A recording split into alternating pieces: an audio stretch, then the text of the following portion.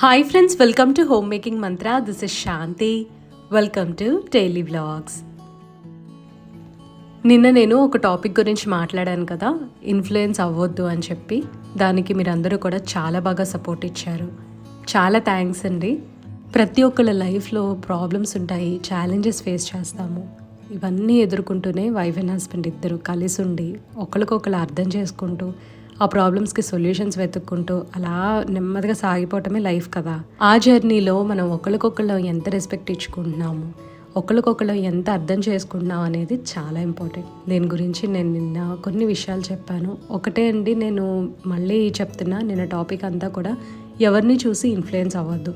Influence అవ్వటం వల్లనే మనకి చాలా ప్రాబ్లమ్స్ లేనిపోనివన్నీ కొని తెచ్చుకుంటున్నాము. నిన్న వీడియో ఆల్మోస్ట్ 42 మినిట్స్ ఉంది. చాలామందికి వినే ఓపిక ఉండదు, కొంతమంది స్కిప్ చేసేస్తారు. సో మళ్ళీ ఏంటంటే ఇది చాలా ఇంపార్టెంట్ కాబట్టి నేను ఒకసారి వీడియోలోనే స్టార్టింగ్లోనే చెప్పేద్దామని చెప్పి అనుకుంటున్నాను. ఎవరి లైఫ్లో కూడా అసలు ఇన్ఫ్లుయెన్స్ అనేది రానివ్వకుండా చేద్దాము. మన పని మనం చేసుకుంటూ ఒకరికొకరు రెస్పెక్ట్ ఇచ్చుకుంటే అసలు గొడవలు, డివోర్స్లు అసలు ఏది ఉండదండి. ఎందుకంటే ఎట్ ద ఎండ్ పిల్లలు సఫర్ అవుతారు. అండ్ మనం ఓల్డ్ ఏజ్ వచ్చేసరికి పార్ట్నర్ లేకపోతే చాలా ఒంటరితనం ఫీల్ అవుతాము. అది లేని వాళ్ళకే తెలుస్తుంది ఆ బాధ. అందుకని చెప్పి నేను ఎంత అంటే అంత మోటివేట్ చేసి పాజిటివ్గా ఉండమని చెప్పడానికే నేను ప్రయత్నిస్తున్నాను. డబ్బుతోటి మనం ఎన్నన్నా కొనగలము, కానీ ఆ లోన్లీనెస్ అనేది పోగొట్టలేము ఎప్పటికి కూడా. అందుకని మన లైఫ్లో వైఫ్కి హస్బెండ్, హస్బెండ్కి వైఫ్ ఇద్దరు కంపల్సరీ ఉండాలండి. ఒకరికొకరు రెస్పెక్ట్ ఇచ్చుకోవాలి. అండ్ ఎవరిని కూడా మన మధ్యలోకి రానివ్వద్దు. మనం ఒక విషయంలో తగ్గుంటే వాళ్ళు కూడా ఒక విషయంలో తగ్గుండాలి. అప్పుడే రిలేషన్ అనేది నిలబడుతుంది. ఈగో ఫీలింగ్స్కి పోతే అంతా కూడా చాలా కాంప్లికేట్ అయిపోతుంది. ప్రెజెంట్ జనరేషన్ చాలా సెన్సిటివ్గా ఉన్నారు. సెన్సిటివ్ ఇన్ ద సెన్స్ వాళ్ళకి రిలేషన్స్ అంటే ఎక్కువగా తెలియటం లేదు. ఏదో అలా అలా మేము ఉంటున్నాం, కలిసి ఉంటున్నాము, ఒకవేళ పడకపోతే విడిపోతున్నాం అన్నట్టుగా అయిపోతుంది. సో దాన్ని మార్చాలని అంటే అది పెద్దవాళ్ళ చేతిలో ఖచ్చితంగా ఉంటుంది. అండ్ చెప్పేవాళ్ళు కూడా నీ హస్బెండ్కి ఏదన్నా ప్రాబ్లం వస్తే నువ్వు దగ్గరుండి నేనున్నాను అని చెప్పి సపోర్టివ్గా ఉండు అని చెప్పి మనం ఎవరొకళ్ళ ఫ్రెండ్సో ఫ్యామిలీయో చెప్తూ ఉండాలి. అండ్ సేమ్ అట్లాగే హస్బెండ్ కూడా అండి వైఫ్ని బాగా అర్థం చేసుకొని బాగోలేదు అన్నప్పుడు దగ్గరుండి చూసుకోవటము, నీకు అన్నీ నేను చేసి పెడతాను అని మొత్తం ఇంట్లో పనులన్నీ చేస్తే వైఫ్ చాలా హ్యాపీగా ఫీల్ అవుతుంది. And at the same time next ఇంకా మనం యాక్టివ్ అయిపోయిన తర్వాత వాళ్ళకి ఎన్ని చేస్తామో ఇంకా అది మనకే తెలుసు. అసలు ఇంకా నెత్తిన పెట్టుకొని చూస్తాం కదా మనకి హస్బెండ్ బాగా చూసుకుంటే. సో ఖచ్చితంగా సపోర్ట్ అనేది హస్బెండ్ వైపు నుంచి తప్పకుండా రావాలి. ఈ రోజుల్లో ఆడపిల్లలు మగపిల్లలు అని తేడా లేకుండా అందరూ కూడా చదువుకుంటున్నారు. సో చదువుకి ఏదో ఒకటి న్యాయం చేయాలి అని చెప్పి అందరూ బయటకు వచ్చి వర్క్ చేస్తున్నారు. కానీ ఆ వర్క్ చేసే ఎన్విరాన్మెంట్లో ఇంకా ఈగో అనేది పెరిగిపోతూ ఉంటుంది. వైఫ్ సపోజ్ ఇప్పుడు హైయెస్ట్ పొజిషన్లో ఉందనుకోండి హస్బెండ్ కన్నా, అది ఆఫీస్ వరకే. ఇంటికి వచ్చిన తర్వాత ఇంకా నీకు నేను నాకు నువ్వు అన్నట్టుగా ఉంటాయి. అసలు గొడవలు ఉండవు కదా. ఆఫీస్లోనే ఉన్నట్టు అందరి మీద పెత్తనం చలాయించాలని చూస్తే అది చాలా రాంగ్. ఈవెన్ జెంట్స్ కూడా అలాగే ఉండాలి. మీకు ఎన్ని సమస్యలు ఉన్నా ఆఫీస్లో వదిలేసి రండి. ఎందుకంటే ఇంట్లో వైఫ్ ఎదురు చూస్తూ ఉంటుంది. తను వర్క్ చేసినా చేయకపోయినా సరే ఇంటికి వెళ్తున్నావు, ఇంకా లైక్ పర్సనల్ లైఫ్కి ఆఫీస్ లైఫ్కి అసలు మనకి ఏంటంటే వర్క్ లైఫ్కి అసలు సంబంధం అనేది ఉండకూడదు అనమాట. ఇల్లు ఇల్లే, ఆఫీస్ ఆఫీసే. అసలు అట్లా ఉంటే చాలా వరకు గొడవలన్నీ కూడా తగ్గిపోతాయి. ఆఫీస్లో ఉన్న ప్రాబ్లమ్స్, నాకు ఇవాళ వర్క్ అవ్వలేదు, సరిగ్గా నేను అనుకున్నది అచీవ్ చేయలేకపోయాను అని చెప్పి అవే క్యారీ చేసుకుంటా ఇంటికి వస్తే వైఫ్కి కూడా ఒక పాయింట్లో చిరాకు వచ్చేస్తుంది. ఏం పొద్దాక వర్కేనా, ఇంకా మేమెవరం పట్టమా, పిల్లలు ఉన్నారు, ఇంట్లో పేరెంట్స్ ఉంటారు, లేకపోతే బయటికి వెళ్ళాలని అనుకుంటారు. ఇవన్నీ లేకుండా వర్క్ వర్క్ అని అంటే లేడీస్కి కూడా చాలా చిరాకు వస్తుంది. ఈ మధ్యకాలంలో మనం వింటున్న న్యూస్లు చూసి అసలు రిలేషన్ అనే దానికి వాల్యూ లేకుండా పోతుంది అని చెప్పి నాకు ఒకలాగా అనిపించిందండి. అందుకని నిన్న చెప్పిన టాపిక్ అయినా సరే మళ్ళీ ఇవాళ ఇంకొకసారి షేర్ చేస్తున్నాను. ఎందుకంటే ఇది నాకు చాలా నెససరీ అని అనిపించింది. ఇప్పుడు వ్లాగ్లోకి వెళ్దాము. ముందు నేను చూపించింది సోయా పులావ్. సిద్ధు లంచ్ బాక్స్లో కానీ ప్రిపేర్ చేశాను. ఆల్రెడీ రెసిపీ షేర్ చేశాను, లింక్ని డిస్క్రిప్షన్లో ప్రొవైడ్ చేస్తాను. ఇప్పుడు దోశలోకి పల్లీ చట్నీ చేస్తున్నాను. పల్లీ చట్నీ నా స్టైల్లో చూపిస్తాను అండి. యూజువల్గా పల్లీలు రోస్ట్ చేసుకొని చేస్తాం కదా, బట్ ఇక్కడ నేను ఒక స్పూన్ ఆయిల్లో పల్లీలు ఫ్రై చేస్తాను. ఇలా చేస్తే అసలు పచ్చి అనేది తెలియదు, చాలా బాగుంటుంది టేస్ట్. ఒక స్పూన్ ఆయిల్లో పల్లీలు రోస్ట్ చేసుకోవాలి. ఎండుమిరపకాయలు కానీ పచ్చిమిరపకాయలు కానీ లేదా 2 తీసుకొని బాగా రోస్ట్ చేసుకొని జీలకర్ర కూడా వేసి ఫ్రై చేసుకోవాలి. కొద్దిగా చింతపండు వేసుకొని ఒక హాఫ్ మినిట్ పాటు ఫ్రై చేసి ఇవన్నీ కలిపి ఒక వెల్లుల్లిపాయ గర్భము అండ్ కొద్దిగా సాల్ట్, కొబ్బరి ముక్కలు ఇవన్నీ మిక్సీ కప్లోకి తీసుకొని గ్రైండ్ చేసుకోవాలి. ఫస్ట్ వాటర్ పోయకండి, డ్రై గ్రైండింగ్ చేసుకొని కొంచెం మెత్తగా అయిన తర్వాత అప్పుడు వాటర్ పోసుకుంటే మెత్తగా అవుతుంది. చాలా టేస్టీగా ఉంటుంది. అందులో ఆవాలు, మినపప్పు, కరివేపాకుతోటి తాలింపు పెట్టుకోవటమే. చాలా సింపుల్గా చేసుకోవచ్చు. ఈ చట్నీ చేయడానికి నాకు ఎక్కువ టైం పట్టదు. పల్లీలు డ్రై రోస్ట్ చేస్తే టైం పడుతుంది కొంచెం. అండ్ కొబ్బరి ముక్కలు కూడా నేను ఆల్రెడీ ఫ్రీజ్ చేసుకుంటాను కాబట్టి ఇన్స్టెంట్గా తీసి యాడ్ చేసేసుకుంటాను. నేను మార్నింగ్ అరౌండ్ 6:15, 6:30కి అట్లాగా కుకింగ్ స్టార్ట్ చేస్తున్నాను. జస్ట్ నాకు 1 అవర్ ఉంటుందన్నమాట. ఆ 1 అవర్లో నేను ఎంత అంటే అంత కంప్లీట్ చేయడానికి ట్రై చేయాలి. సో ఈజీగానే ఉంటాయండి నేను చేసుకునే డిషెస్ అన్నీ. సింపుల్గా చేసుకోవడానికి ఇష్టపడతాను. నాకు కుకింగ్ అంటే చాలా ఇష్టము, కానీ కాంప్లికేటెడ్ ప్రొసీజర్స్ యూజ్ చేసి కుక్ చేసే అంత ఓపిక అయితే నా దగ్గర ఉండదు. సో మ్యాక్సిమం అన్నీ చేయడానికి ట్రై చేస్తాను ఇంట్లో, like right from breakfast to dinner, కానీ సింపుల్గా ఉండేటట్టు చూసుకుంటాను. సిద్ధు స్కూల్కి వెళ్ళిన తర్వాత ఇదిగోండి కిచెన్ పరిస్థితి ఇలా ఉంటుంది. పైగా పులావ్ చేశాను కదా, కొంచెం టైం పట్టింది నాకు. మరి అంత ఫాస్ట్గా అయిపోయింది అని చెప్పను, కానీ ఆ పులావ్ ప్రొసీజర్ కూడా ఈజీ. దాంతోపాటు వర్షం కూడా స్టార్ట్ అయింది. నేను నైట్ వాషింగ్ మెషిన్ ఆన్ చేయలేదు, సో అందుకని చెప్పి ఇంకా బట్టలు ఆరేస్తే పనుకోలేదు. ఇంకా నాకు నైట్ పడుతుంది అనమాట, బోల్డ్ అంత టైం తీసుకుంటుంది. వాషింగ్ మెషిన్ ఆన్ చేసి అవి అయిపోయిన తర్వాత మళ్ళీ మేము తీగలు కట్టుకొని ఇంట్లోనే లివింగ్ రూమ్లో ఆరబెట్టేస్తాము. సో ఇది ఇంకా మేము చెన్నైలో ఉంటున్నాం కాబట్టి ఈ వర్షాకాలంలో మాకు అస్సలు తప్పదు. మన వ్యూవర్ ఒకరు అడిగారు ఈ జాడీల్లో నేను ఏమేమి పెడతాను అని. ఈ చిన్న జాడీలన్నిట్లో సాల్ట్ ఉంటుందండి. Pink salt, white table salt and crystal salt. ఇన్ని రకాలు ఎందుకు అంటే pink salt and crystal salt ఏమో కుకింగ్కి వాడతా, వైట్ సాల్ట్ ఏమో క్లీనింగ్కి వాడతాను. సో జాడీ ఉంది కదా అని అందులో పెట్టేసా. ఇంకొక దాంట్లో తాలింపు వడగం అని ఉంటుంది, ఇక్కడ తమిళనాడులో దొరుకుతుంది, అది పెడతా కానీ ప్రస్తుతం అయిపోయిందనమాట. అండ్ ఇంకా పెద్ద జాడీలో అయితే టీ బ్యాగ్స్ పెట్టాను. ఏదైనా వస్తువులు నాకు నిజంగా నచ్చాయనుకోండి బయటికి వెళ్ళినప్పుడు, అది ఎక్కడ పెట్టాలి, ఇంట్లో సెట్ అవుతుందా లేదా అనేది ఫస్ట్ చూసుకుంటాను. ఒకవేళ ఇంకా ఎక్కడ సెట్ అవ్వట్లేదు అయినా బాగా నచ్చింది దాన్ని వదలలేకపోతున్నాను అన్నప్పుడు ఖచ్చితంగా మాత్రం తెచ్చుకుంటాను, ఇంట్లో ఎక్కడో చోట సెట్ చేసేస్తా. ఈ టీ జార్ కూడా అలాగే సెట్ చేశాను అనమాట ప్రస్తుతము. అండ్ కలర్ఫుల్గా కూడా ఉంది, బాగుందని చెప్పి తీసుకున్నాను.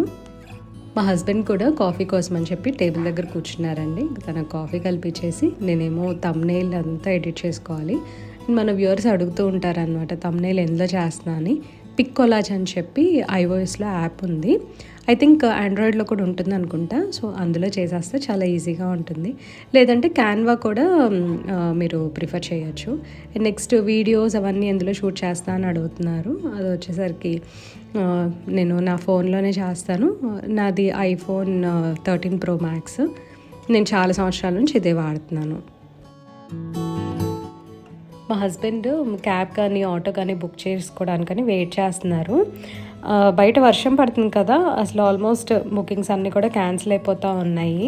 ఇంకా తను వెళ్ళిన తర్వాత నేను ఏదో ఇంట్లో కొంచెం పని అదంతా చేసుకొని ఎర్లీగా లంచ్ చేసేస్తున్నాను. ఎటు పులావ్ చేశాను కదా, ఇంకా బ్రేక్ఫాస్ట్ చేయబుద్ధి కాలేదు. లంచ్ చేసేటప్పుడు ఆహాలో ఒక మూవీ పెట్టుకున్నా అండి. ఎంత వెరైటీగా ఉందంటే ఈ మూవీ, సస్పెన్స్ మూవీ యాక్చువల్లీ. ఫన్గా ఉంది, స్లోగా ఉంది, సీరియస్గా ఉంది, అసలు అన్నీ మిక్స్ అన్నమాట. ఏదో అలా కాసేపు చూశాను. ఈ మూవీ పేరు తప్పించుకు తిరుగువాడు ధన్యుడు సుమతి. ఇది సుమతి శతకంలో పద్యంలో లైనా ఏమో నాకు తెలియదండి, కానీ ఆ పేరుకు తగ్గట్టే ఉందన్నమాట మూవీ కూడా. ఆ టైటిల్కి తగ్గట్టే, ఇదిగో అడ్డంగా తీసుకొచ్చారు కదా, అలాగే ఉంది.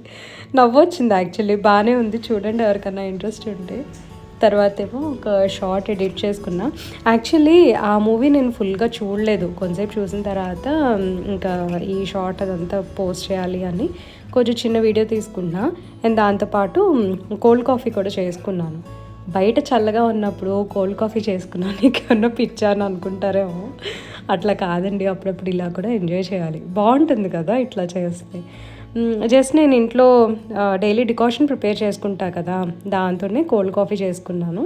Sugar, tea decoction and milk అవన్నీ కలిపేసి పైన కొంచెం ఐస్ క్రీమ్తో టాప్ చేశాను. So simple recipe. తర్వాత ఇంకా కొంతసేపు షార్ట్ అదంతా పోస్ట్ చేసేసి కొన్ని కామెంట్స్కి అట్లా రిప్లై ఇస్తూ అండ్ ఈవినింగ్ అయిపోయింది. మొక్కలకి నీళ్లు పోస్తూ ఉన్నాను. మాకు బాగా వర్షాలు పడుతున్నాయి కదా, సరే హెవీ రెయిన్ అయితే లేదు ఆ రోజు. ఎలా ఉంటుందో నెక్స్ట్ డే కొంచెం మట్టి గట్టిగా అయిపోయింది కదా అని చెప్పి మొత్తం అన్నిటికీ కూడా నీళ్లు పోస్తున్నాను. మా అపార్ట్మెంట్ యాక్చువల్లీ బ్యాక్ సైడ్ ఉంటుందన్నమాట. సో దానివల్ల ఏంటంటే మాకు వేరే వాళ్ళ కాంపౌండ్ కనిపిస్తూ ఉంటుంది కిచెన్ అండ్ డైనింగ్ దగ్గర నుండి. మేము ఎప్పుడు కూడా అరే మనకి ఫ్రంట్ సైడ్ దొరికితే బాగుండేది అని అనుకునేవాళ్ళం ఫస్ట్లో. కానీ బ్యాక్ని ఇంత బాగా ఎంజాయ్ చేస్తాను, అసలు ఇంత హాయిగా ఉంటుంది, ఫుల్ ప్రైవసీ ఉంటుందని చెప్పి నేనైతే అనుకోలేదు. సో బ్యాక్ సైడ్ ఉన్న అపార్ట్మెంట్స్ కూడా కొన్ని బాగుంటాయి అని చెప్పి ఇక్కడ ఉంటున్న తర్వాతే తెలిసిందనమాట మాకు.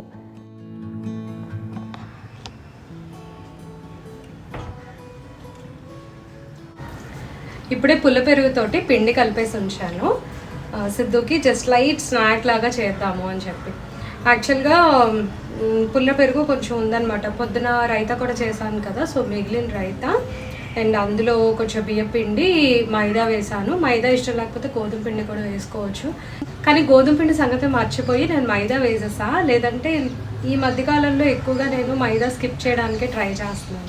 పుల్లట్లు అవి వేసుకుంటాం కదా, సో వాటిల్లో కూడా మల్టీగ్రెయిన్ ఆటా వేయటము, లేదంటే వీట్ ఫ్లవర్ ఒక్కటి యాడ్ చేయటము, సో అట్లా చేస్తూ ఉన్నా. ఇవాళ మర్చిపోయాను యాక్చువల్లీ, బట్ బాగా వచ్చింది పిండి. కలిపి చేశారు ఇలా పడాలన్నమాట. కొంచెం గట్టిగా కలుపుకుంటే బాగుంటుంది, ఎందుకంటే ఉల్లిపాయల్లో ఉన్న వాటర్ అంతా బయటకు వచ్చేస్తుంది కదా. కొంచెం సేపు పక్కన ఉంచాలి పిండిని. పక్కన ఉంచినప్పుడు ఆనియన్స్లో ఉన్న వాటర్ అంతా కూడా బయటకు వస్తుంది. మరీ జారుగా అయిపోతే నూనె పీల్చేస్తుంది. అందుకని కొంచెం గట్టిగా కలుపుకోవాలి పిండిని. సో గట్టిగా కలిపితేనే ఇంత పలచన అయింది, చూసారా. ఇప్పుడు వేస్తాను. పునుగులు చేసుకునేటప్పుడు మనకి కావాల్సిన మెయిన్ ఇంగ్రీడియంట్ పుల్లటి పెరుగు. బాగా పుల్లగా ఉంటే టేస్ట్ చాలా బాగుంటుంది. ఫస్ట్ అదెంత క్వాంటిటీ ఉంది అనే దాన్ని బట్టి మైదా అండ్ లేదా గోధుమ పిండి అండ్ బియ్య పిండి యాడ్ చేసుకోవాలి. అరకప్పు పుల్లటి పెరుగులో 1 కప్పు మైదా, 1/2 కప్పు ఏమో బియ్య పిండి వేసుకోవాలి. ఆనియన్స్, గ్రీన్ చిల్లీ, జీలకర్ర, ఉప్పు కూడా వేసుకొని బాగా కలపాలి. ఒక అరగంట అయినా సరే పిండి నానితే అసలు టేస్ట్ డబల్ అవుతుంది. ఆనియన్స్, ఉప్పు వలన దానిలో వాటర్ కంటెంట్ అనేది పెరుగుతుంది అనమాట. దానివల్ల కొంచెం జారు అవుతుంది. ఒకవేళ బాగా జారుగా అయిపోయింది అనుకోండి, కొంచెం బియ్యపిండి యాడ్ చేయండి. మరీ అట్లా పల్చగా వేసేస్తే నూనె పీల్చేస్తుంది. ఇందులో ఒక చిటికెడు బేకింగ్ సోడా వేసుకుంటే కొంచెం నూనె పీల్చినా సరే లోపల బాగా గుల్లొచ్చి చక్కగా క్రిస్పీగా వస్తాయి అనమాట. కాకపోతే నేను కొంచెమే చేస్తున్నానని యాడ్ చేయలేదు. కొంచెం పిండి సిద్ధుకి అండ్ నాకు వేసేసి మిగతాదేమో మా హస్బెండ్కి ఉంచాను. సో దట్ తను వచ్చిన తర్వాత వేడివేడిగా వేయచ్చు అని. ప్రతిరోజు ఈవినింగ్ వాక్కి వెళ్తున్నాను. వర్షాలు పడుతున్నాయి కదా, ఇంకా అందుకని ఇంట్లోనే వాక్ చేస్తున్నా. వాకింగ్ మాత్రం నేను అస్సలు ఆపట్లేదండి. ఒక 10 days నుంచి కూడా నేను కంటిన్యూస్గా ఇంట్లో కానీ బయట కానీ నడుస్తూనే ఉన్నాను. ఇవాళ డిన్నర్లోకి అని చెప్పి కీన్వా పొంగల్ చేస్తున్నాను. కీన్వా పొంగల్కి నేను ఎటువంటి మెజర్మెంట్స్ ఫాలో అవ్వను. జస్ట్ ఐబాల్ చేసుకొని కొద్దిగా 1 కప్పు కీన్వా తీసుకుంటే 1/2 కప్పు కానీ 1/4 కప్పు కానీ పెసరపప్పు తీసుకుంటా. కీన్వా సెపరేట్గా నానబెట్టేస్తాను. పెసరపప్పు ఏమో డ్రై రోస్ట్ చేస్తాను. టేస్ట్ బాగుంటుంది అనమాట పెసరపప్పు డ్రై రోస్ట్ చేసుకుంటే. ఒకవేళ బియ్యం వేస్తే కనుక బియ్యం కూడా డ్రై రోస్ట్ చేస్తాను. ఇప్పుడు కీన్వా, కొర్రలు వీటన్నిటికి ఏంటంటే సోకింగ్ టైము కంపల్సరీ అనమాట. అంటే చాలా అవసరం, లేకపోతే మనకు అరగదు అండ్ త్వరగా కూడా కుక్ అవ్వదు. బియ్యంలాగా కాదు కదా అవి. సో అందుకని చెప్పి కంపల్సరీ సోక్ చేయాలని అట్లీస్ట్ 1 hour అయినా సరే నానబెట్టేసి పక్కన ఉంచుతాను. పెసరపప్పు ఫ్రై చేసుకున్న తర్వాత నానబెట్టిన కీన్వా అండ్ ప్రిపేర్ చేసుకున్న తాలింపు యాడ్ చేసి కొంచెం వాటర్ పోసేసి బాగా కుక్ చేసుకోవాలి. ఓపెన్ ప్యాన్ కుకింగ్ చేస్తున్నామా, ప్రెషర్ కుక్ చేస్తున్నామా అనేది టోటల్లీ అప్ టు అస్ అండి. కానీ ప్రెషర్ కుక్ చేసేటప్పుడు చాలా జాగ్రత్తగా ఉండాలి. ఎందుకంటే కీన్వా, కొర్రలు ఇలాంటివన్నీ కూడా పైన నాజిల్ ఉంటుంది కదా, అందులోకి వెళ్ళిపోయే ఛాన్స్ ఉంటుంది. సో ఎంతసేపటికి కూడా ప్రెషర్ రిలీజ్ అవ్వట్లేదు అంటే బెటర్ స్విచ్ ఆఫ్ చేసేసేయండి స్టవ్ని. ఎందుకంటే నాకు ఒకసారి ఎక్స్పీరియన్స్ అయింది, నేను ఆల్రెడీ మీకు షేర్ చేశాను కదా అది. ఒకసారి నా హాకిన్స్ కుక్కర్ బ్లాస్ట్ అయింది అని చెప్పి. బ్లాస్ట్ అవ్వడం అంటే అది సేఫ్టీ వాల్వ్ ఇలా తన్నుకు వచ్చేసింది అనమాట. ఇదండి ఇవాళ వీడియో. మీ అందరికీ నచ్చింది అనుకుంటున్నాను. నచ్చితే తప్పకుండా లైక్ చేయండి, కమెంట్ చేయండి, ఛానల్కి సబ్స్క్రైబ్ చేసుకోండి. Thank you for watching. Thank you for your time.